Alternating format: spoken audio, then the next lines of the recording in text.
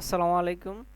আজকে আমি দেখাবো বাউন্ডারি কমান্ড কিভাবে কাজ করে। বাউন্ডারি কমান্ডটা আমরা কিভাবে কাজ করতে পারি সেটা দেখানোর জন্য আমি যদি শুরুতেই ৩-৪টা লাইন এঁকে নিই। আমি যদি এখানে একটা লাইন আঁকলাম, এই যে একটা, এই যে একটা, এই যে একটা, এই যে একটা।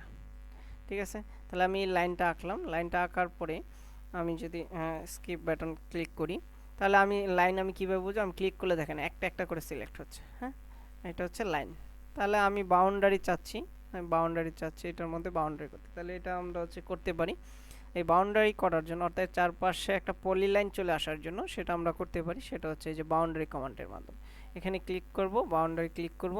তারপর হচ্ছে পিক পয়েন্ট, এখানে ক্লিক করে এই যে পিক পয়েন্ট এটা ক্লিক করব। হয়ে গেছে আমাদের ইন্টার। তাহলে আমাদের এখানে একটা বাউন্ডারি চলে আসলো। এই যে আমি চাইলে এটাকে এখন মুভ করাতে পারবো। অর্থাৎ আমি এটাকে যদি মুভ করাই, এখান থেকে আমরা একটা বাউন্ডারি চলে আসলো। ঠিক আছে? এই যে বাউন্ডারি। আর আগেরটা কিন্তু পলিলাইনই, আগেরটা কিন্তু লাইনই থাকবে। ঠিক আছে? আগেরটা কিন্তু লাইনই থাকবে। এই হচ্ছে আমাদের বাউন্ডারি কমান্ডের মাধ্যমে কাজ করা।